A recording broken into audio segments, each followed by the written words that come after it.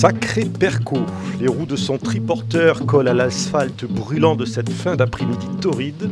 Sa trace s'étire comme une guimauve crochetée à son pic. Chic, déjà la zig s'invite. Le café rase la tasse, les pages claquent et le livre se fait voyageur, car la trace du percolateur nous installe encore au cœur des mots aujourd'hui. Loin des rives et des clameurs, rencontre avec l'intime, le secret, le sensible, sur la frise des malheurs ou l'écume des bonheurs. Au gré des vents et des grains, le perco jette l'ancre et pose sa plume. C'est un roman qui nous embarque, une traversée dans l'espace et le temps, les cœurs et les âmes, sur la trace du percolateur. Philippe Kern, Pierre-Marie Campbert, épisode 4. Ça va Pierre-Marie ? Ça va et toi ? Ne te retourne pas, il y a il y a quelqu'un derrière toi. Bonjour à toutes et à tous. C'est le premier perco que l'on fait en public, donc on est ravis de vous accueillir dans cette jolie librairie. Sur la trace du perco, c'est de la radio, mais pour les accros qui veulent voir la bobine des gens qui parlent, sachez que c'est aussi une mise en image par l'ami Stéphane Kowalczyk. Et donc vous pourrez aussi le retrouver sur les réseaux et le partager. C'est un livre, c'est un roman, c'est un écrivain, une écrivaine ? Une écrivaine. Allez, j'admets. Une écrivaine, c'est ça ? Je peux l'admettre, oui. On l'admet. Oui. Qui est l'invitée d'honneur de cet épisode du Perco aujourd'hui. Bonjour Marie Bardet. Bonjour. Ça va ? Oui, ça va très bien. Très heureuse d'être avec vous tous. Nous sommes ravis de vous voir avec nous, nous embarquer dans l'aventure du Perco. Nous avons lu votre premier roman, À la droite du père, qui est publié aux éditions Emmanuel Colas. Et très vite, il nous est apparu évident qu'il fallait qu'on se rencontre. C'est très gentil à vous. Surtout ici, surtout à Narbonne. Pour en parler, vous avez proposé à Dominique Marin d'être parmi nous. Alors, vous êtes psychanalyste. Vous avez insisté, pour que je précise, membre de l'Internationale des forums du chant lacanien. Oui, j'y tiens. C'est important. C'est important, oui. D'accord, c'est important. Et puis, vous êtes aussi, vous écrivez dans la revue L'Enjeu lacanien. Oui. D'accord. Vous aimez les lettres. Beaucoup. Je ne serais pas là sinon aujourd'hui. Et vous avez vraiment aimé le livre de Marie. Énormément. Voilà. Et vous allez nous dire pourquoi tout à l'heure, et vous essaierez d'en faire quelques décryptages, car c'est un livre qui a beaucoup de clés et pas mal de serrures cachées. Il faut essayer de trouver tout ça. C'est un petit jeu de pistes parfois. Ça va être intéressant de voir ça. Mais avant d'entrer dans le vif du sujet, j'aimerais bien qu'on ait quelques mots de notre hôte. Attendez, je vais vous passer le micro. Bonjour, bienvenue à tous. Bonjour Ella.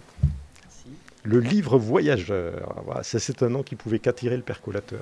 Je crois, c'était une jolie rencontre en tout cas, et l'occasion de créer une librairie pour accueillir des événements comme celui-ci, avec notre public, les clients de la librairie et tous les fans de Marie Bardet, et vous, donc c'est un plaisir. Alors la librairie, le livre voyageur, depuis quand ? Elle est au centre-ville de Narbonne, hein. Là on le sent, la rue est là, c'est vivant. On est dans un quartier vivant. Ouais. Depuis quand vous êtes installé ici ? Ça fait 1 an maintenant que je vous accueille autour de ces tables et de ces livres, et j'espère que l'aventure continuera longtemps avec de beaux événements comme ça. Vous venez d'où ? Oh. De PACA pour la région natale, mais on a travaillé très longtemps en région parisienne, et je crois que j'avais besoin de retrouver mon soleil. Mmh. Et alors, cette librairie, elle est grande quand même, parce qu'il y a plusieurs espaces différents. Il y a un espace atelier d'écriture, il y a un espace dédicace. C'est quoi l'âme ? Qu'est-ce que vous avez voulu communiquer à travers cette librairie ? Je suis sûr qu'il y a une idée derrière ça.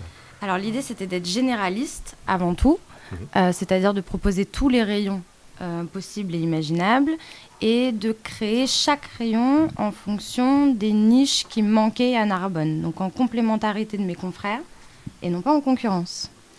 Donc avec mes goûts, mes envies, mes lubies, je travaille toute seule, donc vous êtes obligés de subir mes choix. Bien sûr, on peut commander pour tous les vôtres qu'on ne partagerait pas.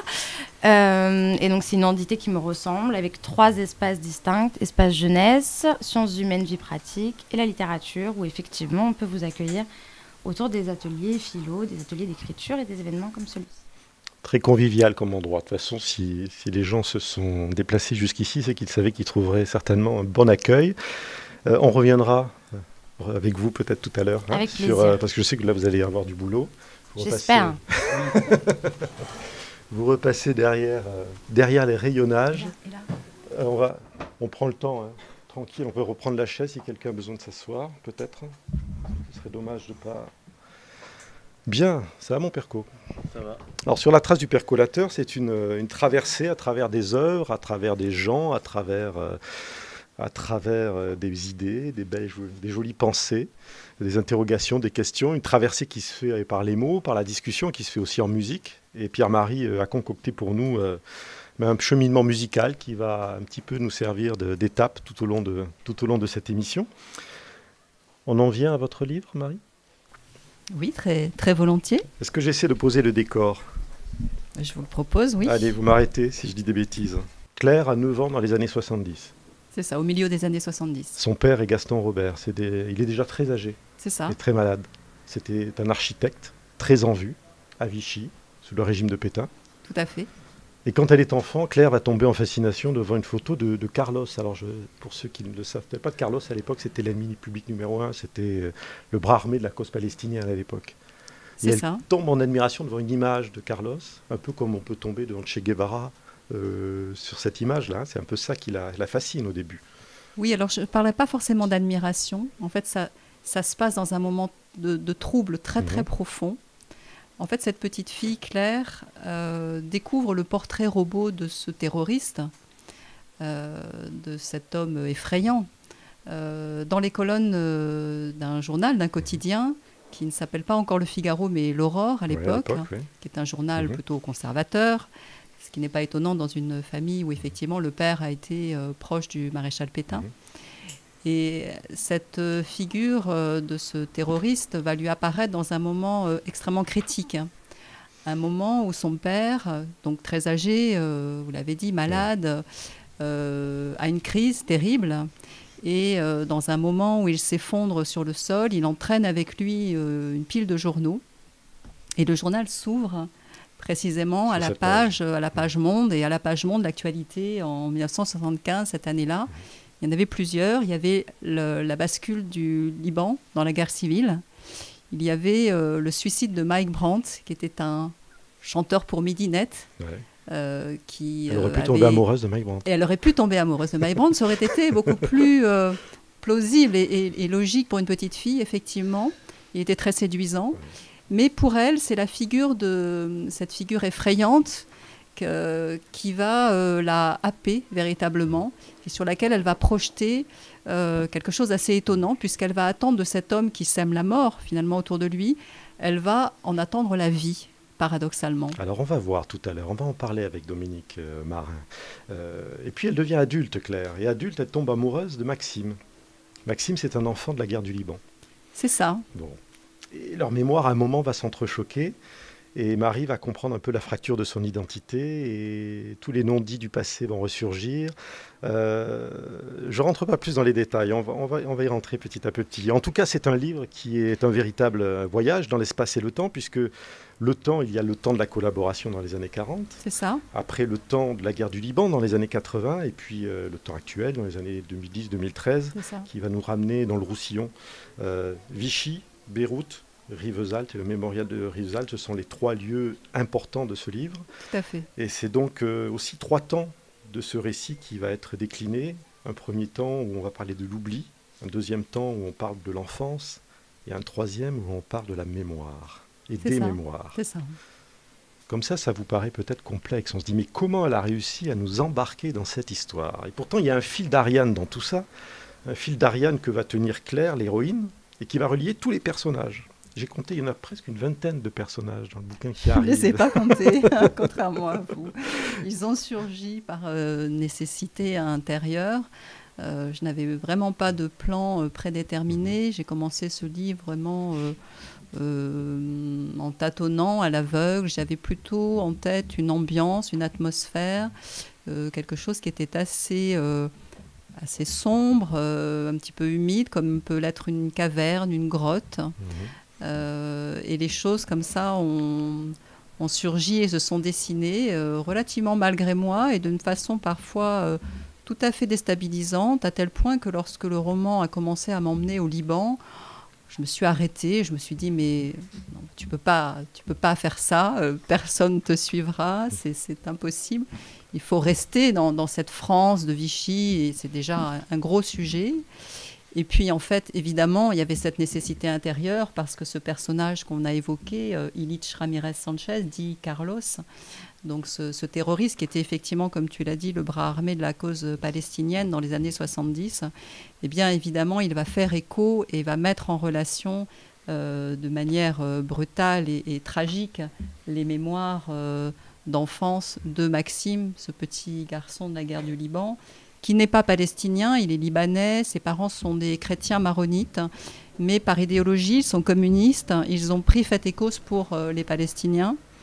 Et Claire, bien dans sa mémoire, il y a évidemment ce passé trouble de son père sous Vichy, dont elle est assez peu consciente. Petite, il y a une scène dans le livre où elle va tomber sur une photographie où effectivement son père est pris en photo avec le maréchal Pétain au moment où il est en train de présenter les plans de la ville de Vichy. Sur ce moment, elle est saisie par cette photographie, mais sans forcément prendre la mesure de ce que ça représente. Elle est encore très jeune et elle est beaucoup plus préoccupée par quelque chose qui, là, vraiment occupe vraiment toute sa vie, qui est une angoisse de mort, parce que son père, qui est très malade, est sur le point de mourir. Donc on attend d'une minute à l'autre à ce que cet homme, évidemment, bien s'effondre. D'ailleurs, il y a cette scène dont j'ai parlé tout à l'heure. Et cette petite fille, un peu mystique, en tout cas avec une imagination extrêmement débordante, a fait un serment devant Dieu, puisqu'elle est imprégnée de cette culture religieuse, imprégnée vraiment très très fortement. Il n'y a rien pour contrebalancer en fait cette imprégnation. Et donc elle a fait devant Dieu le serment de donner sa vie pour son père. Et ça, on en reparlera aussi tout à l'heure avec Dominique, parce que c'est encore un moment crucial de l'identité, de cette recherche d'identité, et comment on se positionne par rapport à son père, justement, dans le cas de ce livre. En tout cas, tous ces personnages sont tout le temps bousculés par la grande histoire. Il y a la guerre, la collaboration, le massacre de Sabra et Shatila au Liban. Et puis, c'est des personnages aussi qui sont bourrés d'humanité, tout le temps, et qui sont offerts à toutes les contradictions de l'âme humaine. Et c'est ce qui fait la richesse de ce parcours. C'est pourquoi, quelque part, ils sont victimes et bourreaux de leur propre histoire, et ils nous obligent à laisser de côté tout esprit manichéen, de telle sorte que le bien et le mal se perdent dans tout ça, et qu'on trouve un peu d'humanité et un peu de la complexité du monde, un peu en chacun d'eux. Je vois que Dominique Marin est en train de bouillir d'impatience. Non, je vous écoute parce que vous faites une présentation tout à fait pertinente et judicieuse pour les personnes qui n'auraient pas lu la 4e de couverture. Je crois que ça y est. Mais vous avez indiqué. Je pense que la 4e de couverture, on a envie de s'y précipiter après, quand on va sur les rayonnages. Mais le titre de ce livre... À la droite du père, à la droite du père, bien sûr. Alors là, j'imagine que le cœur du psychanalyste a frémi quand il a entendu bondi, c'est dit bien sûr, ça ne peut qu'intéresser un psychanalyste. J'ai lu le livre, donc quand Marie Bardet m'a proposé, c'est une proposition et aussi un risque de parler d'un ouvrage, j'ai bondi, effectivement, mon cœur a bondi sur le titre, parce que ça ne peut qu'intéresser la psychanalyse, un psychanalyste en tout cas. Mais ce qui m'a captivé, fasciné, c'est bien au-delà du récit, c'est l'écriture. Voilà, c'est vraiment l'objet duquel j'aimerais développer et témoigner ici. Alors, je vais citer Nicolas Houget, qui est journaliste. Sous chaque mot, il y a le battement d'un pouls. C'est très impressionnant et très rare. Ce bouquin frémit comme une peau aimée. Oui, c'est une merveilleuse critique de Nicolas Houget, qui est un blogueur littéraire sur Addict Culture, qui m'a fait le grand honneur d'un très très long article critique sur mon livre. Et toutes ces phrases sont magnifiques. J'avoue que c'était un vrai cadeau de recevoir cette critique-là. Depuis quand vous portez ce livre en vous? Parce que je vais donner une précision que je n'avais pas encore donnée. Il est quand même en grande partie autobiographique. Oui, tout à fait. Alors, comme le sont souvent les premiers romans, j'aurais pu me cacher derrière un pseudonyme. J'aurais pu aussi faire l'économie de l'avant-propos, parce que dans l'avant-propos, je dis « je le dis clairement. J'assume, en fait, effectivement, cette part d'autobiographie, alors que le roman, en lui-même, finalement, aurait pu passer pour purement romanesque. Or, j'ai fait effectivement ce choix d'assumer cette dimension autobiographique, parce que si j'ai écrit ce livre, pour moi qui suis quelqu'un d'excessivement discret, tous mes proches pourront vous le dire, je suis quelqu'un de très secret, je n'ai jamais eu envie et jamais eu l'intention de parler de moi, c'est une chose que je ne fais pas. Je ne suis pas non plus du tout sensible à la littérature de l'autofiction, par exemple. Ce n'est pas un genre qui m'interpelle. Si je suis partie de moi, c'est parce que je fais symptôme. C'est parce que précisément, de par ma famille, de par mon enfance, de par ces visions que je ne peux pas vraiment expliquer, qui relèvent probablement aussi de l'inconscient personnel, mais aussi collectif certainement, je me suis trouvée prise dans ces grands mouvements telluriques d'une histoire qui me dépasse totalement. Il est beaucoup question de la Shoah dans le livre, je ne suis pas juive. Il est beaucoup question de la Palestine dans ce livre, je ne suis pas palestinienne.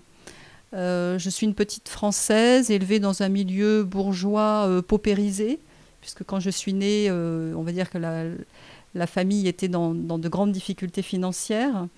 Donc j'ai grandi dans une culture catholique et très très loin évidemment des années 40, encore plus loin du Proche-Orient, et pourtant tout ce qui se passait au Proche-Orient m'atteignait, me percutait de plein fouet. Et cette scène dont on a parlé du journal qui s'ouvre devant la petite fille, il y avait effectivement ce terroriste qui était un défenseur, si l'on peut dire, violent de la cause palestinienne, mais il y avait aussi cette guerre du Liban qui démarrait et qui opposait chrétiens et musulmans. Elle est prise dans tout ça, et parvenir à démêler le pourquoi du comment dans ma vie. Finalement, cette histoire-là m'a toujours poursuivie, me poursuit encore. Le deuxième roman sur lequel je suis actuellement, enfin, je n'en sors pas. Il y a encore de ça qui revient. Donc c'est vraiment en moi. Et j'avais besoin d'élucider cette énigme, parce que c'était quand même pesant. C'était quelque chose qui, dans ma vie, revenait un petit peu comme des cauchemars. Et j'ai compris qu'en fait, je ne m'en sortirais que par la fiction, que par l'écriture effectivement romanesque, parce que précisément la fiction, par le jeu des masques, permet de libérer des pulsions enfouies et d'atteindre à des vérités qui, je dirais à l'état de veille, ne peuvent pas se manifester parce qu'on est dans un contrôle. Donc il y a effectivement une dimension de l'inconscient ou du subconscient. J'ai dit peut-être des bêtises, je parle sous le contrôle du psychanalyste. Aucune bêtise. Mais se reconnaître symptôme, c'est quelque chose. C'est pas donné à tout le monde, je crois. Mais continuez. Attendez, expliquez-moi là, parce que ça veut dire, vous savez ce que c'est, vous, de se reconnaître symptôme? Symptôme, c'est savoir qu'effectivement on porte en soi quelque chose qui nous rend différents des autres, absolument différents.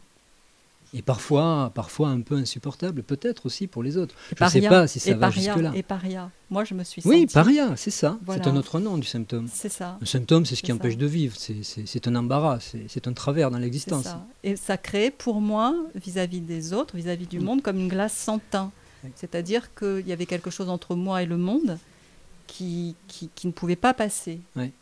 Et c'était terrible parce que, justement, je n'avais qu'une envie, c'était de plonger dans le monde.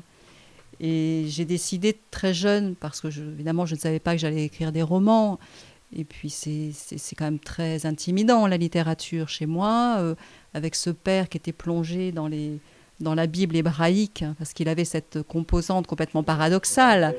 Il avait un passé antisémite, et puis un jour il a eu une espèce de crise mystique, et il s'est mis à s'entourer de livres en hébreu, à plonger dans la Torah. Il a appris l'hébreu ancien, il traduisait frénétiquement, il cherchait des clés de lecture. Le verbe, la parole de Dieu, c'est une parole extrêmement intimidante. Donc je n'ai jamais envisagé, moi, d'écrire, parce que j'étais écrasée par cette parole-là. Mais jeune, je me suis dit, bon, si tu veux briser cette vitre sans teint et te rapprocher du monde, il y a peut-être un moyen par le journalisme. Alors je suis devenue très tôt, dès 16-17 ans, pour gagner des sous pendant l'été, pour payer mes études. Clin d'œil à ma fille dans le fond de la salle. je travaillais dans le journal local. Et puis, j'ai intégré une école de journalisme et je suis devenue journaliste. Et quand je mettais ma casquette de journaliste, eh ben, je me sentais moins paria. J'avais l'impression que j'étais un peu normale. Et que légitime, on va dire. Un peu, Légitime, voilà, oui, légitime, et que ça se voyait moins. Moi, j'avais l'impression d'avoir un espèce de masque complètement monstrueux et que tout le monde allait s'apercevoir que j'étais un monstre et qu'il ne fallait surtout pas que ça se sache et que ça se voit. Et je regarde le public quand on parle de monstre. Oui. On regarde Marie Bardet. Pour ceux qui n'ont pas l'image, oui, c'est vrai, c'est un monstre. Ça se voit peu. Alors, on va plonger dans le bouquin, Ouais. dans le livre. Dominique, vous aviez une entrée qui vous intéressait. Oui, j'avais une entrée. On va peut-être faire. On va en lire quelques passages. Oui, je oui, sais oui. pas si. Avant de commencer, pour m'appuyer sur ce que vous avez Oui. déjà amené et donner un aperçu de la lecture l'écho qu'a eu ce livre en moi, c'est quelque chose de tout à fait contradictoire parce qu'il a une facture tout à fait classique qui nous fait voyager après l'avant-propos d'une période chronologique tout à fait rigoureuse, 1940, Vichy, 1975, retour à Vichy, ensuite 1982, le Liban, et 2013, le camp de Rivesaltes. Donc ça a l'air parfaitement classique. Et en même temps, par l'écriture, on est sans cesse ramené à des instants, à des lieux qui se recoupent. Et ce livre m'a fait penser, alors je ne sais pas si pour les auditeurs ce sera très, très visible, mais ça m'a fait penser à une bande, à un objet topologique, à une bande de Möbius. La bande de Möbius, c'est un objet que l'on peut obtenir en découpant une bande de papier, en collant les extrémités, mais en faisant une demi-torsion.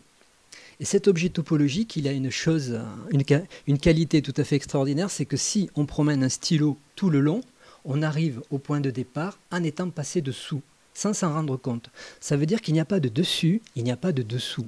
Et dans votre livre, j'ai toujours le sentiment que les lieux s'interpénètrent, les thématiques se croisent, et les personnages, effectivement, ne sont pas du tout comme Philippe Kern l'a indiqué tout à l'heure, dans un machiavélisme parfaitement départagé. Ça n'existe pas. L'humanité habite chacun des personnages que nous croisons dans ce roman autour de Claire.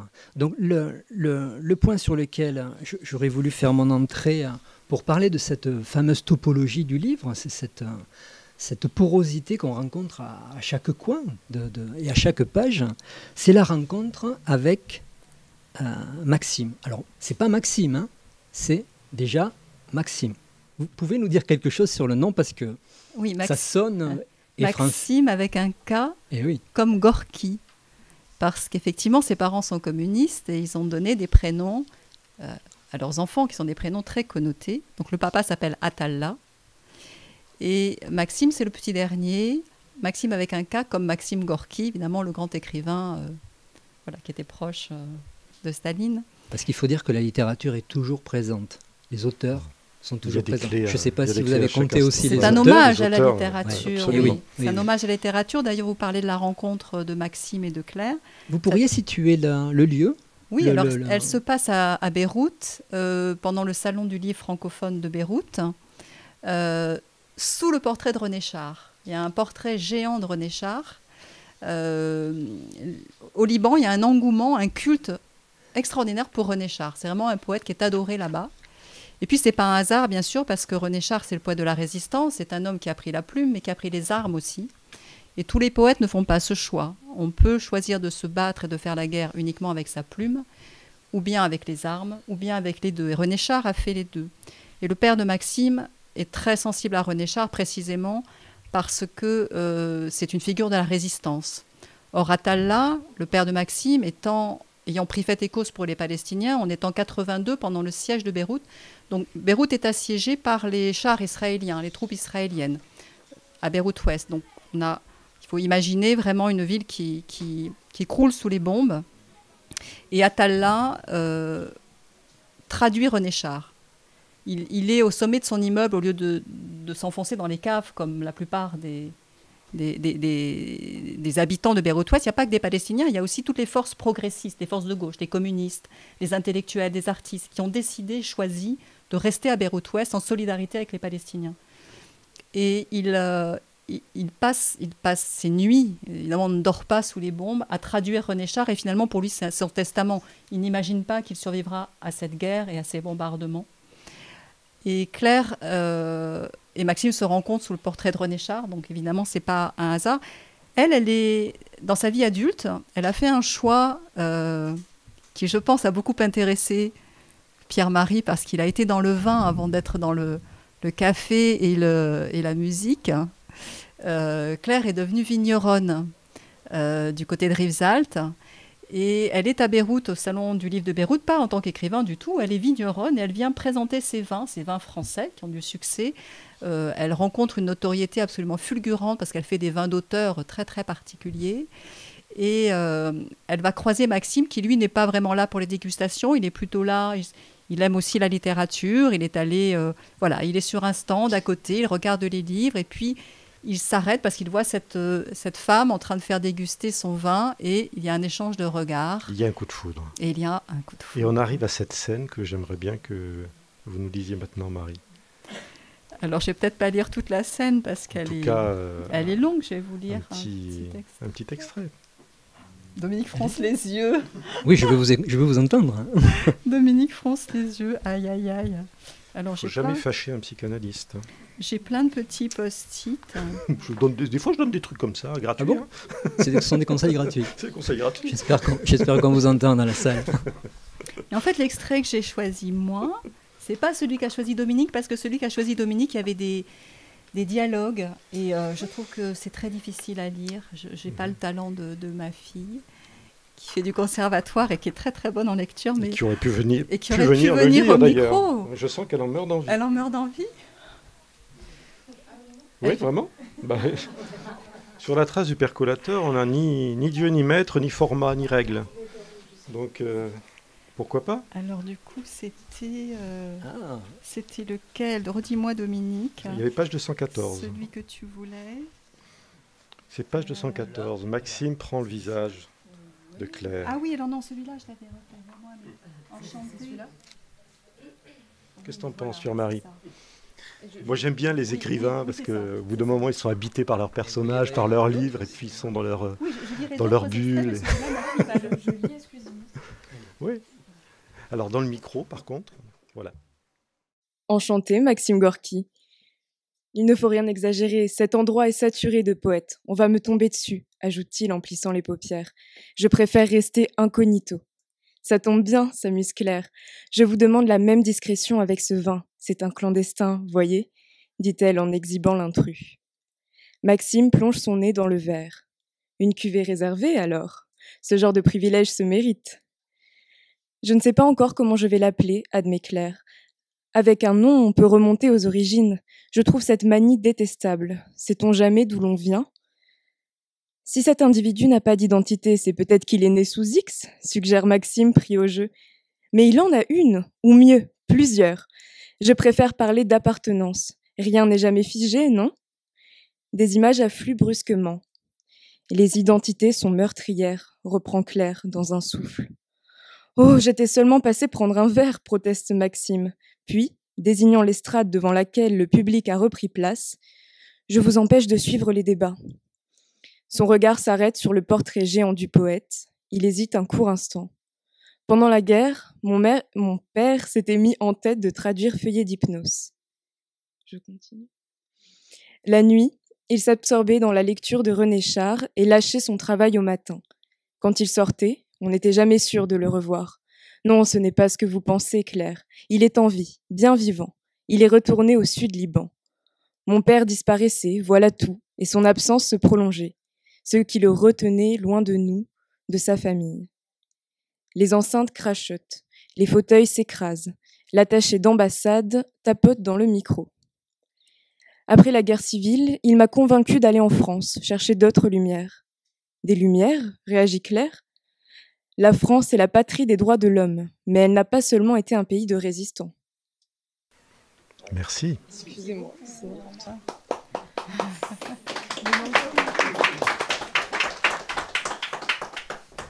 Ambre, vous m'avez sauvé. J'aimerais aussi entendre pour qu'on ait une autre texture dans l'art et du maniement de la lettre. Tout de suite? Oui, tout de suite. Ensuite, j'expliquerai pourquoi je tenais à ce passage. Mais très rapidement, parce qu'après on enchaînera sur un peu de musique. Très rapidement. D'accord. Donc les deux amoureux se retrouvent après le salon, parce qu'ils sont tous les deux évidemment accaparés. Elle part son vin, lui il doit aller rejoindre son frère qui s'appelle Carlos, qui évidemment n'est pas le terroriste en question, mais évidemment il y a une ambiguïté dans les prénoms. Et c'est la nuit, ils se retrouvent, après s'être retrouvés dans un café, ils ressortent, ils se dirigent vers la corniche et ils avancent sur le môle du port. Dans ses bras ouverts, Claire se précipite tout entière. La tête sur sa poitrine, un tambour bat contre sa joue. Les pulsations désordonnées de ce cœur la retiennent d'oser le moindre geste. Les secondes s'égrènent dans ce martèlement sourd. Autour d'eux, la mer se soulève. Des jets d'eau fusent contre leur abri. Les remous se propagent par les interstices. La surface se ride de petites vagues. Des clapotis viennent mourir à leurs pieds. Maxime prend le visage de Claire à pleine main. Il lui semble en connaître déjà les contours. Ne l'a-t-il pas examiné avec insistance, tandis qu'elle accomplissait le cérémonial de la dégustation? Il l'avait scruté sous tous les angles. Son profil, surtout, avait retenu son attention. Dans les crins sombres des cheveux, c'était celui délicat et ciselé d'une enfant. Maxime s'était attardé sur son sourire, qu'un léger rictus semblait défendre d'un surcroît d'innocence. Merci. Pourquoi, Dominique, ce passage en particulier? Alors, ce passage en particulier pour deux raisons. Parce que justement, on y rencontre cette fameuse porosité dont je parlais tout à l'heure. Un vin au Liban, un vin qui a été élevé dans les plaines du Roussillon, qui se retrouve au Liban. Pas non dans les plaines, les meilleurs Sur vins les se font coteaux. sur les coteaux. Les coteaux. Dominique, je ne peux pas vous laisser dire ça. J'ai cherché ce vin, je ne l'ai pas trouvé, donc C'est j'imagine. une quête, hein. C'est le Graal. Du domaine des champs des asphodèles. Voilà. Le chant CHAMP. Oh, pardon. Et effectivement, on a ce mélange des genres et des thématiques, puisqu'il s'agit d'une dégustation de vin qui a lieu dans un salon de littérature, où on est en période de paix à Beyrouth, mais où la guerre est évoquée, avec le père de Maxime qui relate qu'effectivement, il passait son temps à traduire René Char. J'ai appris en lisant ce roman qu'effectivement, René Char était sans doute le poète le plus traduit au Liban. Je l'ignorais jusqu'à présent. Ça, c'est pour la forme littéraire. Mais après, ce qui m'a arrêté dans ce passage-là, c'est la question de l'identité. Quand Claire répond, en ayant ce flacon de vin qui n'a pas d'étiquette, et qu'elle présente comme un clandestin, quand même. Il faut aller chercher ce signifiant-là pour le coller à une bouteille de vin. Et Maxime qui aimerait qu'on lui trouve un nom. Et c'est là, vous l'avez entendu tout à l'heure, Ambre le dire, avec un nom, on peut remonter aux origines. Je trouve cette manie détestable, poursuit Claire. Sait-on jamais d'où l'on vient? Et je crois que là se pose la question, effectivement, dans le roman, de l'identité, de l'origine, mais au travers du vin lui-même, comme si quelque chose de l'identité insondable, perdue, était imagé par cette question du vin, comme si Claire était en partie ce vin sans origine. En fait, pour Claire, l'identité, c'est juste une horreur. D'ailleurs, je suis tout à fait d'accord avec elle. Hein, l'identité est enfermante la plupart du temps, elle est manipulée. On n'a pas une identité, on est fait de tant de choses, on est traversé par des choses qu'on connaît et tellement que l'on ne connaît pas, et personne ne peut dire je viens précisément de là. C'est une vue de l'esprit. Il y a à la fois un clin d'œil, ce roman a été écrit l'année dernière, c'est un clin d'œil évidemment, quand je donne le mot de clandestin, de saut de frontière, c'est un clin d'œil aux migrants, évidemment. Il y a cette question-là. Et puis pour elle, l'identité, c'est le marquage au fer rouge de Vichy. Donc elle n'a de cesse toute sa vie de nier cette origine-là. D'ailleurs, elle le dit, elle n'en parle jamais, elle se cache absolument, et jamais au grand jamais, elle n'avouera d'où elle vient. Elle a reconstruit une vie complètement différente. D'ailleurs, le vin s'oppose à l'eau minérale, clairement, et elle va dans le sud de la France, sur des coteaux pentus, faire du vin. Voilà, on n'est vraiment pas dans une ville d'eau, c'est vraiment l'opposé. Donc, effectivement, pour elle, l'identité, c'est une chose terrible. Il y a ce très très beau roman d'Amin Malouf, qui est un grand romancier libanais, qui s'appelle « Les identités meurtrières », que je vous engage vraiment tous à lire. Tout est dit, identité meurtrière. Oui, moi je trouve que c'est effectivement souvent le cas, et on le voit de plus en plus par les manipulations qui sont faites pour nous faire croire qu'on a tous une étiquette qui commence là, qui s'arrête là, et que on ne peut pas se mélanger, alors qu'en fait on est tous les tenants du monde, et on ne peut pas se dissocier. On fait tous partie de l'univers, et l'univers est en nous. Juste pour terminer, la question de l'origine, il faut préciser pour ceux qui n'ont pas encore lu le roman, c'est que c'est une question vertigineuse au sens littéral du terme pour Claire, qui est prise d'un symptôme comme ça qui la cloue au sol et qui la panique. Oui, elle souffre de vertige. On écouterait bien de la musique. Justement, merci Marie. J'aime bien quand la journaliste refait surface de temps en temps. Parce que quand on parle d'identité, on parle de multiples facettes. S'il y a bien un lieu où les facettes se mélangent et rentrent en fusion, c'est la musique. Et la Pierre-Marie, c'est le maître. Pierre-Marie va nous faire voyager, peut-être en Orient, non? Oui, peut-être. Du coup, je suis un petit peu intimidé parce que... Non. C'est-à-dire que l'idée de proposer de la musique, c'est de piocher un peu dans la musique, les musiques qui sont présentes dans les bacs du percolateur, le disquaire, et puis d'aller essayer de trouver un lien avec ces atmosphères. Alors, contrairement à Philippe, je n'ai pas compté le nombre de personnages, je m'y suis même perdu, et je m'y suis retrouvé finalement en me disant, bon allez, je continue, puis on verra bien si je me retrouve.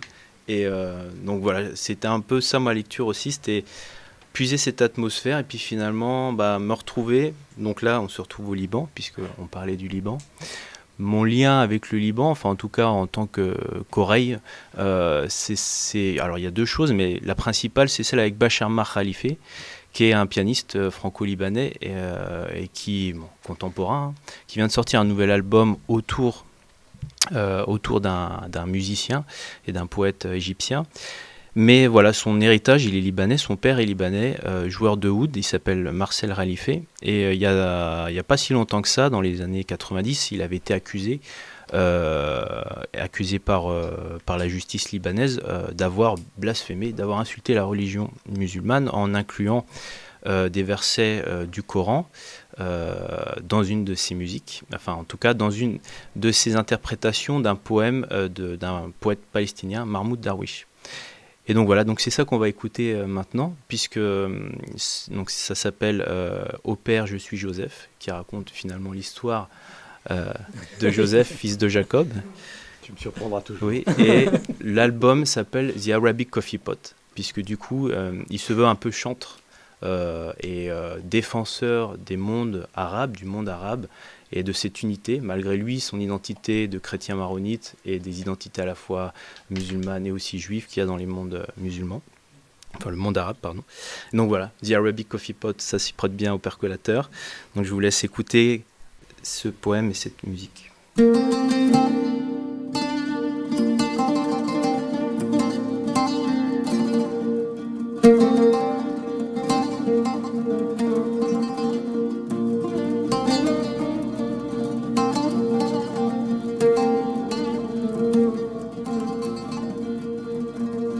عندما مر النسيم ولاعب شعري غار وثار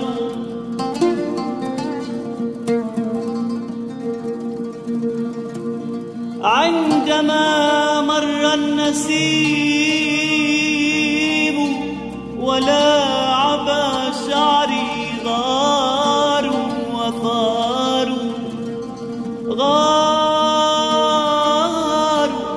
وثاروا علي وثاروا عليك فما وأنت صنعت لهم يا أبي. أنا يوسف يا أبي، أنا يوسف يا أبي يا أبي. إخوتي لا يحبونني، لا يريدونني بينهم. يا أبي.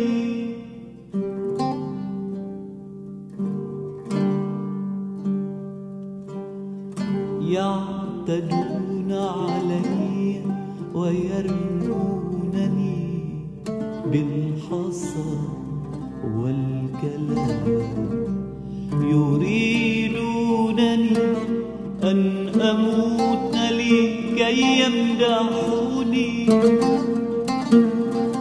وهم أقفلوا باب بيتك دوني، وهم طردوني من الحقل، وهم سمموا عنبي. يا أبي يا أبي يا أبي يا أبي. أنا يوسف يا أبي، أنا يوسف يا أبي يا أبي. إخوتي لا يحبونني، لا يريدونني بينهم. يا أبي.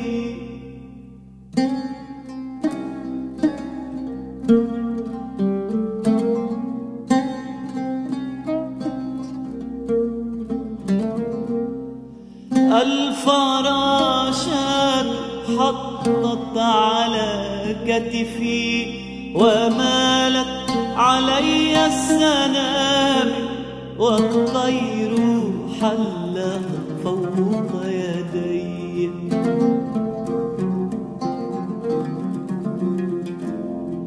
فماذا صنعت أنا يا أبي يا أبي، ولماذا أنا؟ فماذا صنعت أنا يا أبي يا أبي، ولماذا أنا؟ أنت سميتني يوسف يا أبي يا أبي. أنت سميتني يوسفا يا أبي يا أبي. أنت سميتني يوسف يا أبي يا أبي. أنت سميتني يوسفا يا أبي يا أبي. وهم أوقعوني في الجب واتهموا الذئب، والذئب أرحم من إخوتي. أبتي أبتي يا أبتي، أبتي أبتي يا أبتي.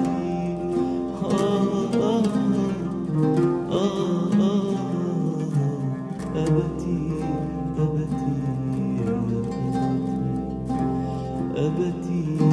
أبتي يا أبتي.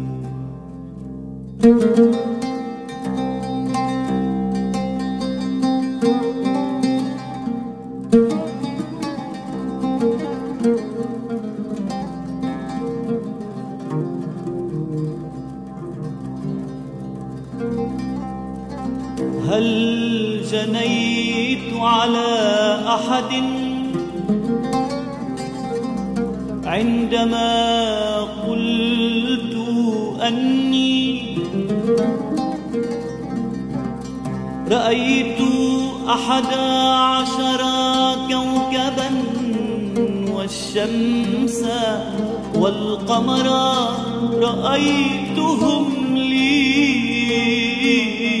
ساجدين.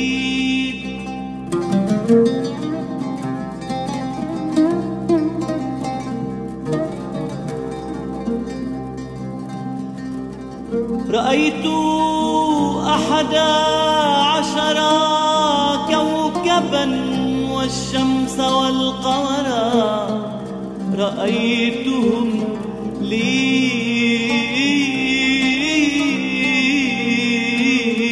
ساجدين رأيتهم لي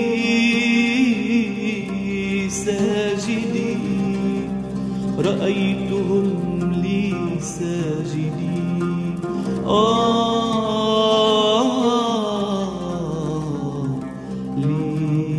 ساجدين.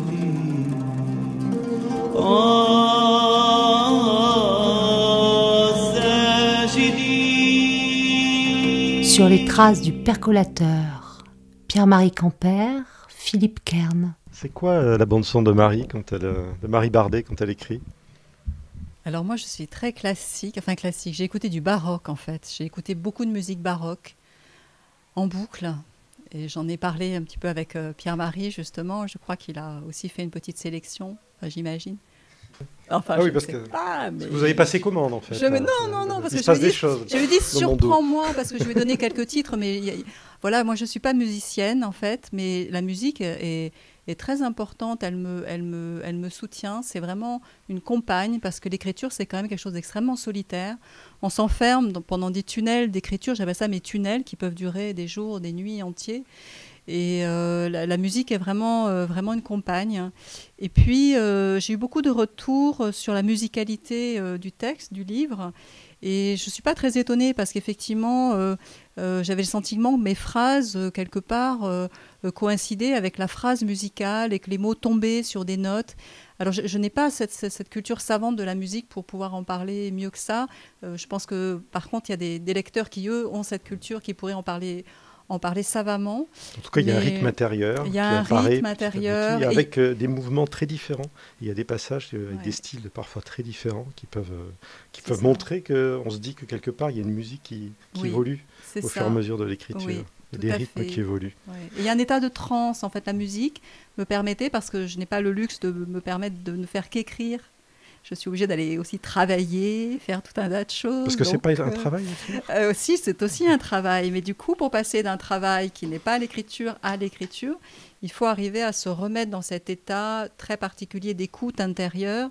Et la musique permet de descendre en soi et d'atteindre une sorte de transe. Et vraiment, sans musique, je ne sais pas si je pourrais vivre. Alors, votre livre est précédé d'un avant-propos qui est écrit dans une langue d'une puissance assez impressionnante, je trouve.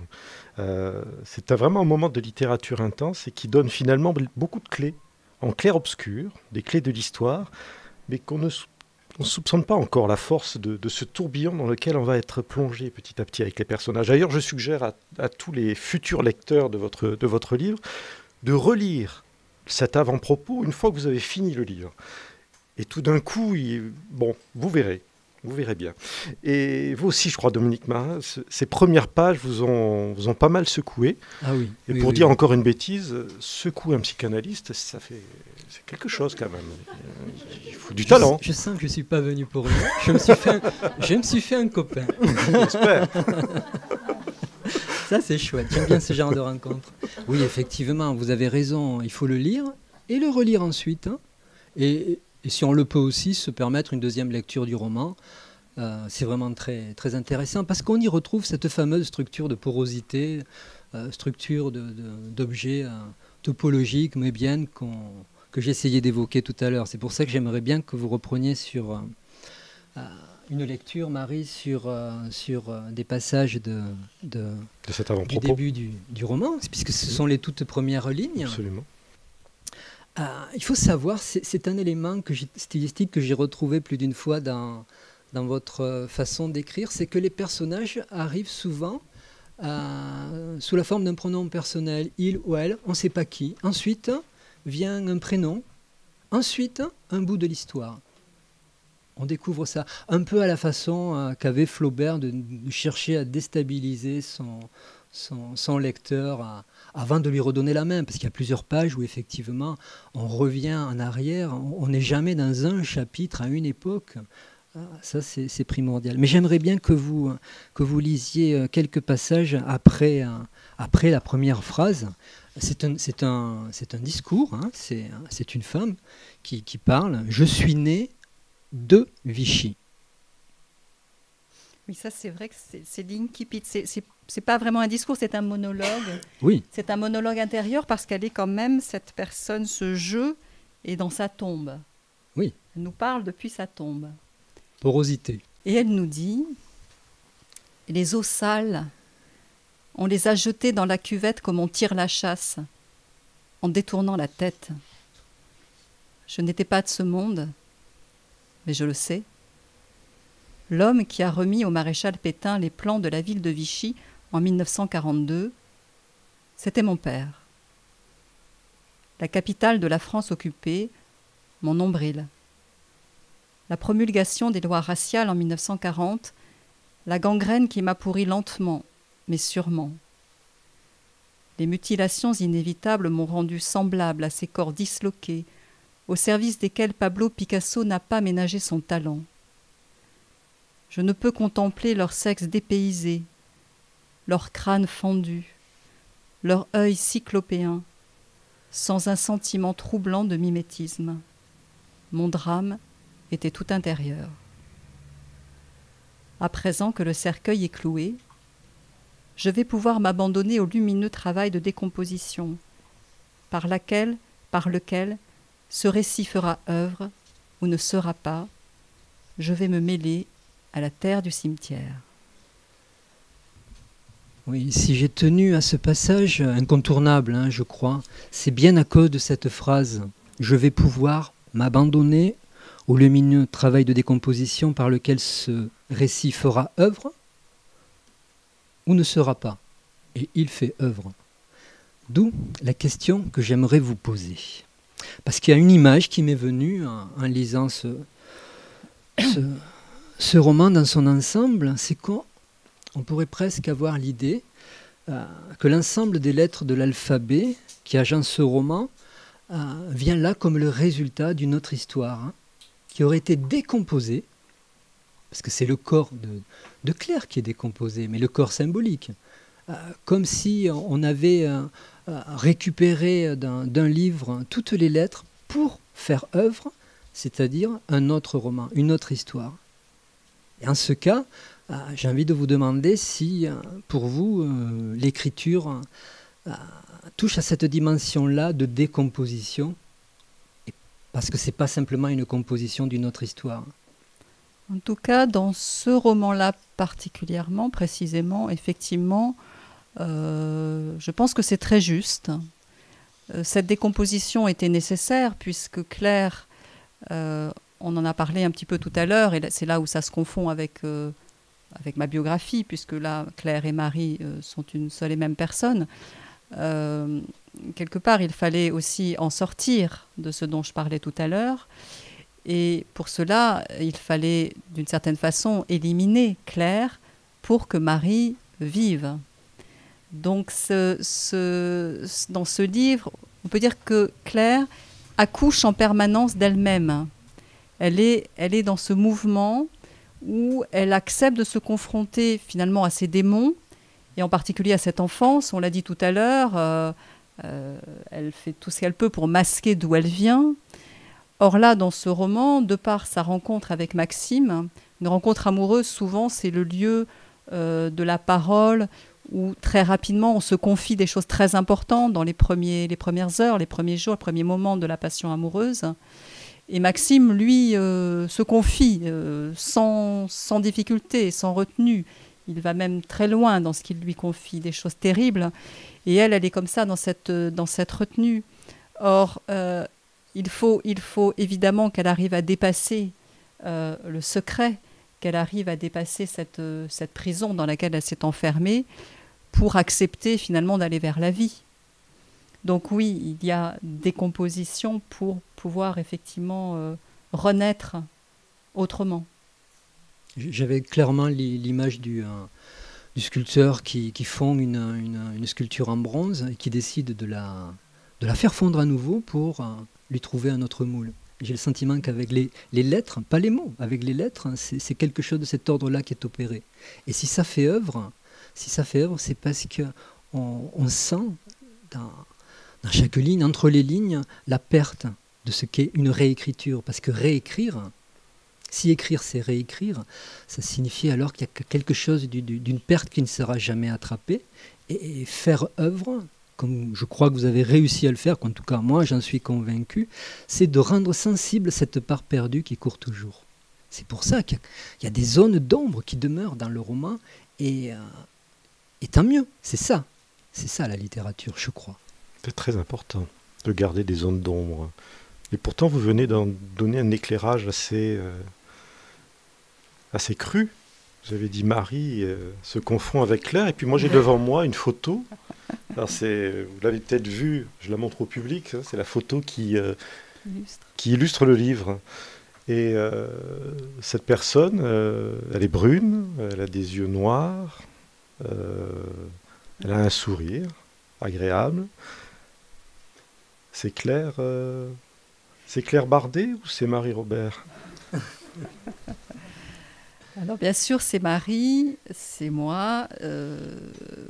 C'est une photo que je n'imaginais pas voir un jour sur la couverture d'un livre. Elle n'a pas été faite dans ce sens.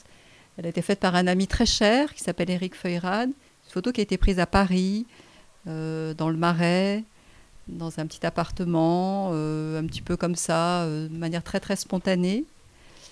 Et puis c'est une photo que j'avais gardée, c'était l'époque, il n'y avait pas de numérique, il n'y avait pas tous ces appareils, c'était de l'argentique.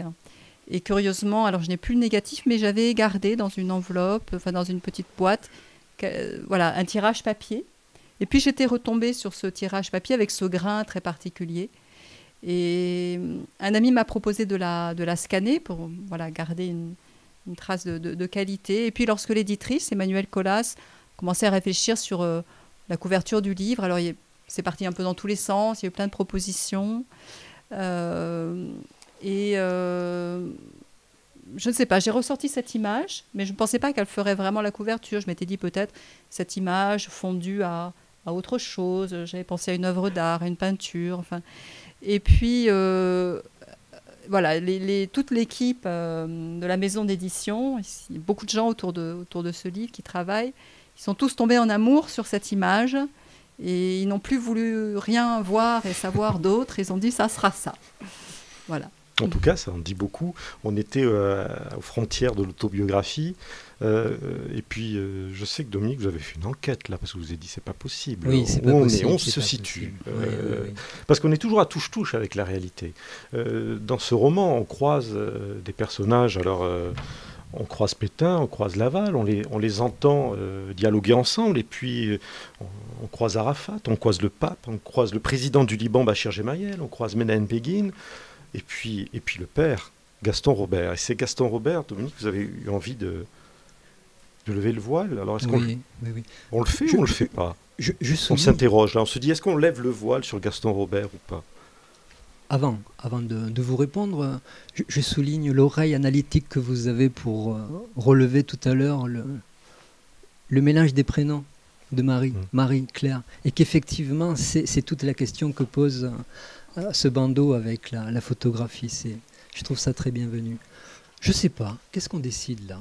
Je suggère que non, qu'on laisse le voile et qu'on laisse au lecteur le choix d'aller plus loin. Et comme on était justement, on évoquait ces années 40 qui fondent ce livre et qui occupent la première partie du livre avec une description très précise, à la fois architecturale, à la fois des sentiments qui se mélangent dans la population.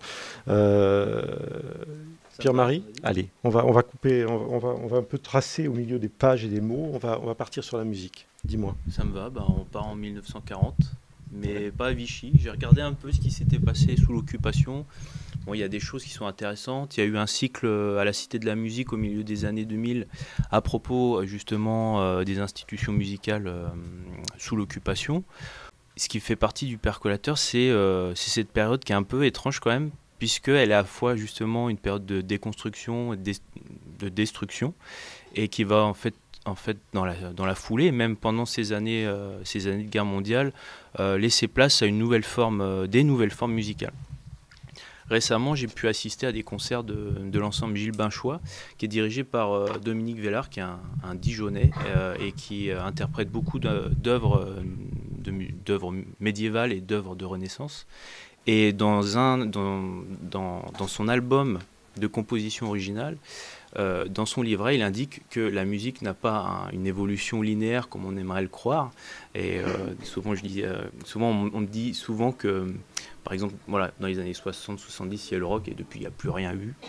Bon, ce qui est intéressant dans ce qu'il racontait, c'est que ces musiques de la Renaissance et ces musiques baroques, elles vont aussi avoir un impact sur les musiques électroniques contemporaines, mais aussi ces musiques électroniques qui ont été un peu fer de lance et pionnières dans ces années 40. Et en particulier, John Cage, en 1940, commence à composer une série d'œuvres qui s'appelle Imaginary Landscapes, et où il va utiliser pour la première fois, un peu comme Pierre Schaeffer, des vinyles sur lesquels on apprécie un son monophonique et qu'on va s'amuser à aller bidouiller avec des variateurs, poser des percussions et introduire pour la première fois aussi du bruit. Donc finalement, c'est un peu cette image musicale angoissante qu'on peut avoir dans cette première partie du livre, en tout cas, un peu d'atmosphère sombre, mais en même temps c'est assez lumineux dans le sens où on imagine tout ce qu'il va pouvoir avoir derrière à partir de ses premières recherches musicales. Pendant cette période de guerre, et à la suite, en fait, il va y avoir une renaissance de l'art baroque, en fait, des musiques baroques. Et donc, dans les années 40, il y a un jeune Anglais qui s'appelle Alfred Deller, qui n'était pas encore finalement connu, qui était encore jeune et qui était dans une chorale, et qui va trouver sa voix dans les deux sens du terme, pendant cette période de guerre mondiale, et qui va enregistrer pour la première fois en 1955 avec l'Alfred Deller Consort, les Lamentations de Jérémie. Alors les Lamentations de Jérémie, c'est pas celle que cite Marie Bardet dans son ouvrage, puisque c'est celle de Couperin que vous citez. Et les premières qu'il a enregistrées, il s'agissait donc de celle de Thomas Tallis, et qui finalement fait la jonction, puisque du coup c'est la période fin de Renaissance, peu avant où on va switcher vers cette période baroque. Donc là, c'est un peu cette idée aussi, c'est qu'on part dans un univers et on va switcher vers cette voix de contre-ténor d'Alfred Deller. Sur les traces du percolateur, Pierre-Marie Campert, Philippe Kern.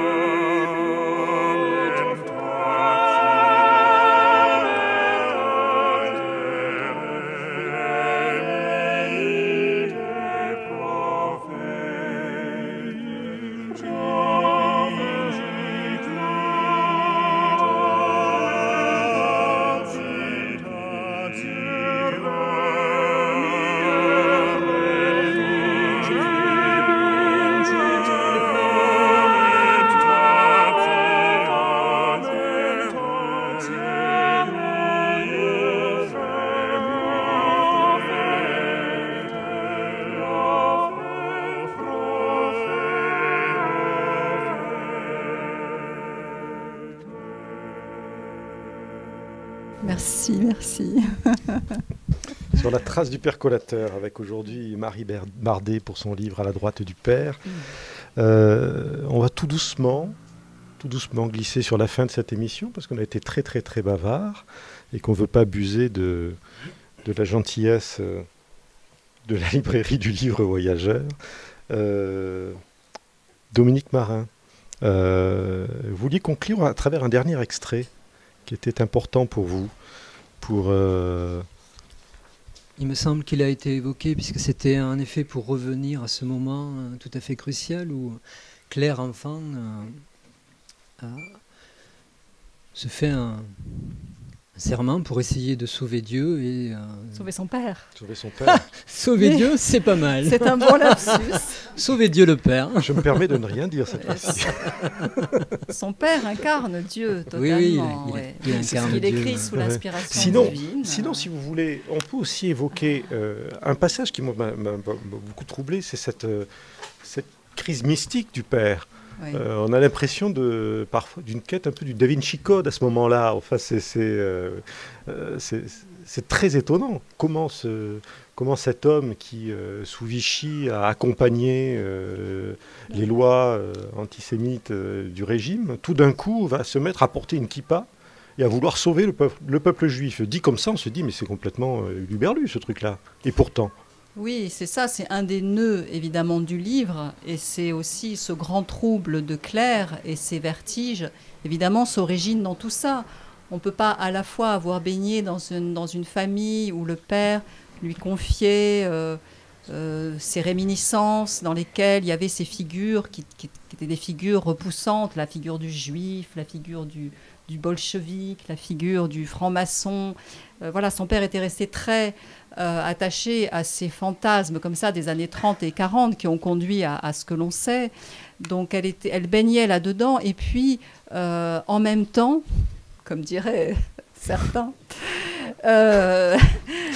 c'est malvenu, mais non, pas aujourd'hui, pas là, pas maintenant. Non, Claire. Alors, disons que son père, effectivement, à ce moment de sa vie, fait ce qu'on appelle, je crois, une paraphrénie, un délire mystique, que plus tard, Claire, en tant qu'adulte, pourra réinterroger, évidemment, comme un effet de sa culpabilité possible, puisque le père, on le verra, enfin vous le verrez dans le livre, peut avoir éventuellement, on ne sait pas, le suspense est gardé jusqu'au bout, avoir participé à des actes répréhensibles. Non, Marie, il ne faut pas le dire.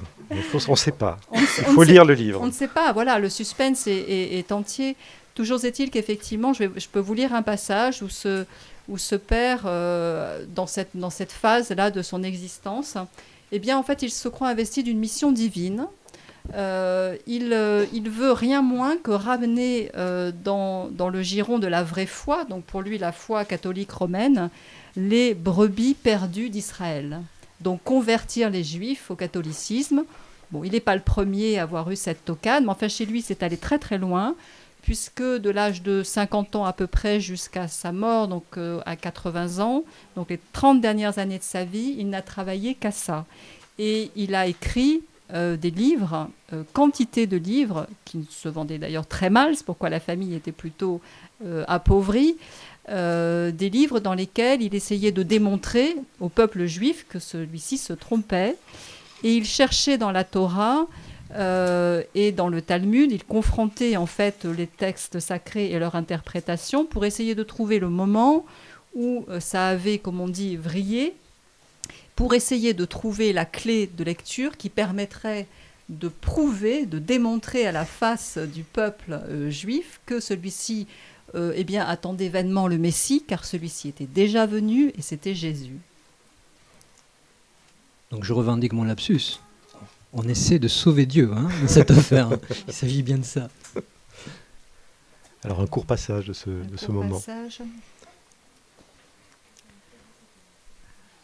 Et après on conclura tout doucement. Juste un petit mot. Oui. Même Sur les étagères en okoumé du bureau paternel, des livres anciens, couverts d'une écriture étrange, s'accumulaient. Par leur graphie, Les caractères s'apparentaient moins à des lettres qu'à des notes de musique, et devant ces lignes mélodiques aux sonorités inouïes, Claire était prise de vertige. Un tréma coiffait le « i » de cette langue archaïque et probablement morte, puisque son père lui-même ne parvenait à en découvrir le sens qu'en s'aidant de pesants dictionnaires, avant de couvrir des dizaines de pages d'une écriture penchée à l'encre violette. Ces feuillets finissaient par devenir des livres, et ces livres s'entassaient sur des tables en longueur, où des taches d'encre et des punaises enquistées dans du bois tendre témoignaient d'un autre usage. Des bribes de papier déchirées étaient restées coincées sous le métal. L'architecte ne dessinait plus. Les mystérieuses écritures envahissaient tout l'espace du rez-de-chaussée de la villa. Gaston Robert notait, traduisait et rédigeait frénétiquement dans le bureau du fond. Une Olivetti, équipée de caractères spéciaux, trônait au secrétariat. Comme un musicien l'eût fait avec une partition, Claire tournait les pages encore humides, afin qu'Anne, formée à l'école Pigier, les transcrive sur sa machine, après avoir introduit dans le cylindre un sandwich de feuilles garni d'un papier carbone. Chaque soir, après dîner, sous la frappe énergique et manucurée de la dactylographe, les mots du père bondissaient d'un bout à l'autre du chariot comme des chevaux de feu.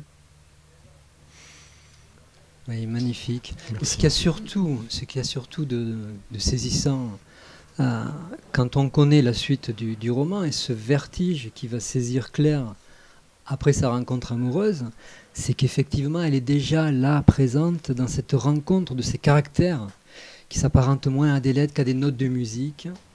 Et devant ces lignes mélodiques, aux sonorités inouïes, Claire était prise de vertige. Son premier vertige décrit dans le roman apparaît dans la confrontation de ces lettres totalement énigmatiques. Absolument, c'est une écriture qu'elle ne peut pas déchiffrer, mais elle va apprendre l'hébreu et elle va devenir l'assistante de son père. C'est elle qui dictera les manuscrits à sa mère. Oui. C'est bien une histoire de réécriture. L'écriture est présente partout. Partout. Attallah, le père de Maxime, traduit René Char du français vers l'arabe, et Gaston Robert traduit la Bible de l'hébreu vers le français. On est tout le temps effectivement dans la parole, dans l'écrit, et le pouvoir et la puissance, et s'interroger sur jusqu'où va la puissance de l'écrit, sa puissance créatrice. Oui. Et vous-même, je crois qu'on ne l'a pas encore signalé, mais vous écrivez aussi dans une revue que j'ai découvert grâce à vous encore une fois, qui s'intitule Apulé. Tout à fait. Et peut-être que vous pourriez en parler, puisque ce sont des auteurs qu'on ne connaît pas forcément, de ce côté de la Méditerranée, justement. Oui, alors, Ella, notre libraire préférée, nous concocte pour la rentrée de septembre, le 14, je crois, ou le 15, à préciser. C'est le samedi, une rencontre autour de la revue Apulé avec Hubert Haddad. Hubert Haddad est le directeur de cette revue, qui est une revue annuelle et qui effectivement est une revue qui embrasse le monde, et particulièrement le monde méditerranéen, mais au sens très très large. On va jusqu'au Liban aussi, bien sûr le Proche-Orient, le Maghreb. C'est une revue de littérature et de réflexion à laquelle j'ai le bonheur de contribuer. Pour conclure, Dominique, en quelques mots, là je ne m'adresse pas au psychanalyste, je ne m'adresse pas à l'amoureux de la littérature, mais à l'homme qui reçoit ce bouquin, qui le lit, au lecteur tout simplement. Comment vous êtes sorti de ce livre, vous ? La vache. Ah bah oui.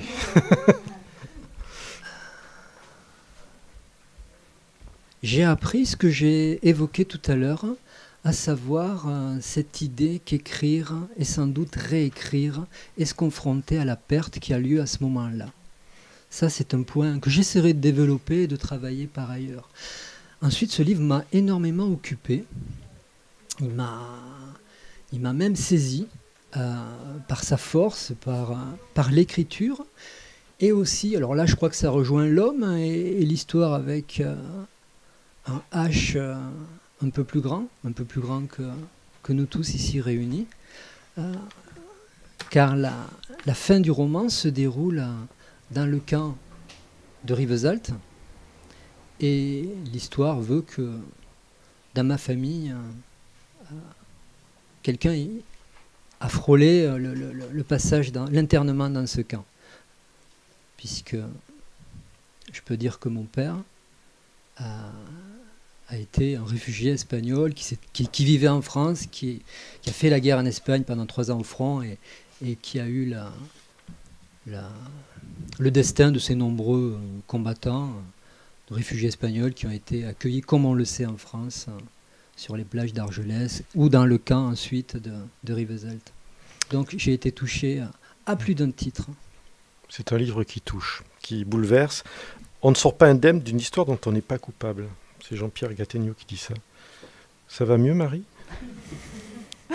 En fait, votre présence ici me donne à penser, depuis la sortie de ce livre, voilà, je rencontre des lecteurs, donc ce soir c'est vous. Oui, je pense qu'il y a une guérison possible de ce fait. J'ai l'impression que la vitre sans teint voilà, s'est fissurée et que ça circule mieux. Que voilà, je peux peut-être effectivement sortir de ce sentiment d'être paria. Ça n'a pas été simple du tout à la sortie du livre. Ma première apparition publique, c'était sur la grande scène littéraire du Salon du Livre de Paris devant 300 personnes. C'était très très impressionnant et j'avais très très peur. Et en fait, j'ai eu une espèce de retour de culpabilité terrible parce que c'est quand même aussi l'histoire de ma famille. Et puis, je ne leur ai pas vraiment demandé leur avis, je dois dire. Donc, voilà, j'ai vécu quelques heures très très difficiles où je prenais conscience que finalement j'avais rompu mes chaînes, et comme tout esclave qui rompt ses chaînes, je pense que quand on a été longtemps en esclavage et qu'on sort de la cale du navire, c'est un peu comme la caverne de Socrate, on est ébloui et puis on a presque envie de retourner dans la cale, reprendre ses chaînes parce que finalement on connaît que ça et le reste ça fait peur. Alors bon, là le livre est sorti début mars, là on est fin juin. Et je me suis un peu décontractée quand même. Et je suis quand même contente de la sortie de la cale, ouais. Tant mieux, tant mieux. On va donner carte blanche au percolateur qui va évoquer en musique ce que lui a ressenti en sortant de ce livre-là. Et toc. Ah oui, je prends le micro carrément. Non, c'est vrai que dès qu'il y a une émotion, une intensité dans la lecture, que ce soit un roman, que ce soit aussi même une bande dessinée récemment, ça m'avait fait, enfin plus un roman graphique. Bon, on a vécu plein de choses et on tourne cette 4e de couverture et c'est un point final. J'imagine aussi que ça a dû être un peu la même chose où il a fallu valider le bon à tirer. Et je pense que voilà, à l'issue de ce podcast, c'est un peu ça aussi. On va avoir un souffle et j'imaginais du coup une ambiance un peu posée, le moment un peu minimaliste que j'apprécie aussi pas mal dans la musique actuelle. Il y a un label anglais qui s'appelle Erase Tape Records. Donc ce label raconte l'histoire d'une cassette effacée par mégarde. Mais voilà, par la suite, en fait, ce label, ça fait 10 ans maintenant qui produit de la musique, est très minimaliste avec de la lutherie, c'est-à-dire traditionnelle, et de la lutherie électronique. Mais voilà, qui s'inspire aussi un peu de travaux de compositeurs qui ont pris naissance après la guerre, comme par exemple Philip Glass, Steve Reich, ou même un peu plus ancien, Arvo Pärt. Donc là, on va écouter Nils Fram. Donc c'est un compositeur allemand. Il a 35 ans, il sort pas mal de trucs, il est très prolifique. Et le titre s'appelle My Friend the Forest, et ça paraît dans un album qui s'appelle All Melody, où il regroupe pas mal de ses productions de ces quelques dernières années.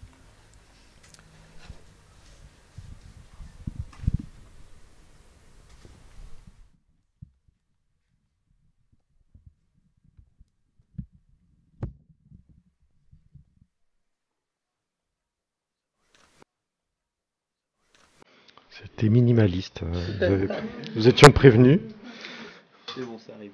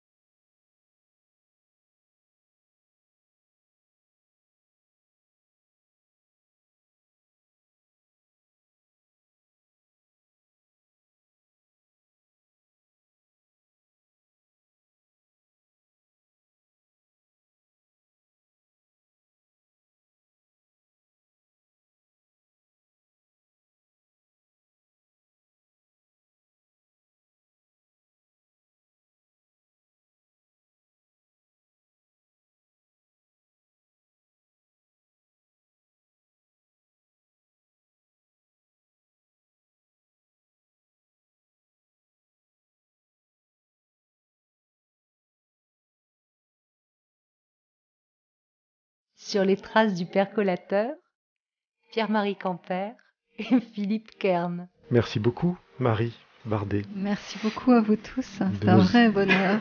De nous avoir permis d'approcher de ce livre À la droite du père aux éditions Emmanuel Colas. C'est un roman où il y a encore tellement de pistes à déchiffrer et à défricher. Il y a tellement de clés encore, on aurait pu parler de tellement de choses. Je pense à ces passages discrets et très pudiques, où j'ai entendu planer l'aigle noir de Barbara. Et puis, petit à petit, on s'aperçoit que les bouts de fil de l'envers du tapis que vous tissez, dans tous ces destins bouleversants, eh bien, on a parlé beaucoup de la figure de Claire, bien sûr, hein, et de son père, mais je pense aussi à Anne-Lise, que vous découvrirez dans le livre, et dont on ressent la présence de l'absence. Et puis Jeanne Gaucher, aussi personnage de ce livre, très important, qui traverse toutes les époques jusqu'au dénouement et qui finalement vous saisit au cœur jusqu'aux larmes. Quant à la dernière page, vous retournez alors le tapis des phrases que vous avez méticuleusement agencées, tous ces bouts de mots, de couleurs, de noir, de gris, eh bien vont révéler en plein le creux de l'indicible qui construit notre humanité. Et ça, je vous en remercie parce que c'était très bouleversant, très exigeant comme lecture, surtout que je ne suis pas un lecteur aussi féru de littérature que vous et que vous tous dans cette librairie, mais j'ai été assez bouleversé. Alors je vous engage à faire ce beau voyage dans ce roman. C'est si bon de vivre intensément une œuvre qui marque. Sachez qu'à la droite du père et dans la sélection des livres en lice pour le Renaudot 2018. Alors bon vent, vraiment. Merci Dominique Marin. Je peux jouer au psy ? Allez-y. Ne vous en privez plus. Avec votre nom, sachez que vous étiez prédisposé à être un très bon équipier à bord du Perco. On a besoin de marins comme vous pour tenir la mer. Merci encore à Ella et au Livre Voyageur pour son accueil. Venez lui rendre visite. Vous serez sûrement toujours très très bien accueillis. Et puis, vous aurez de très bons conseils de lecture, ce qui est important quand on va chez un libraire. Sinon, autant aller dans les grandes surfaces. Pierre-Marie, et si on garait le Perco Oui. Je vais continuer à te suivre à la trace. Tu as prévu quoi cet été ? Eh ben, cet été, on fait une boulémie enfin, un an après le début de festival. Donc, c'est-à-dire que la semaine dernière, le percolateur était au festival Rio Loco à Toulouse. C'était une belle première et donc du coup on transforme tout ça pour juillet et août avec une présence à Narbonne, cours de la Madeleine pour les festivals élysiques, musique au présent. Les Astropies d'Olonzac, qui est un festival de jazz, de musique actuelle contemporaine qui est orchestré par Brice Soniano, un enfant du pays mais un jazzman très reconnu, violoncelliste et qui tourne un peu partout. Et puis ensuite on part au Festivalier, festival indépendant de musique et de chansons francophones en Lozère. Donc voilà, ça c'est plutôt pour le coup de cœur et puis le coup de pouce aux copains pour apporter quelque chose en plus au festival. Mais c'est un super festival où il y a beaucoup d'artistes assez connus, et en particulier un certain nombre d'artistes de Zamora, un label français. Et puis voilà, ici on revient en août pour les buvettes à Gruissant. Et on boira du café et puis le percolateur fera un petit set de musique psychédélique électronique pour commencer la soirée le 13 août. C'est un lundi avec une soirée spéciale vinyle, donc après derrière il y aura beaucoup de personnes qui viendront passer de la musique. Voilà, c'est un peu l'été du percolateur. On va le suivre. Oui. On va suivre l'été du percolateur sur son Facebook, sur son Instagram. Le percolateur sur son triporteur avec ses platines, avec sa musique. Et je voulais aussi avec son café. Remercier Marie Bardet pour sa confiance et de m'avoir du coup donné carte blanche autour de cette bande-son d'une œuvre littéraire. C'est quelque chose qui n'avait jamais été fait. Enfin, moi, j'avais jamais fait. Donc, voilà. Ça sera à renouveler. Bah, j'aimerais terriblement qu'on refasse des choses ensemble. Ça me plairait beaucoup. Avec plaisir, merci. Sur la trace du percolateur, c'est donc un podcast radio. Merci à vous tous d'être venus en chair et en os. C'était la première fois que l'on faisait cela en public. Donc, sachez que vous êtes aussi nos auditeurs, vous êtes aussi nos émetteurs et nos diffuseurs. Le podcast, vous le partagez, vous l'offrez à vos amis sur vos Facebook, sur vos réseaux sociaux, vous vous abonnez, et comme ça, il pourra continuer à voyager. Un petit générique de fin ? Je l'adore celui-là. Le Perco se faufile dans la foule et reprend la route.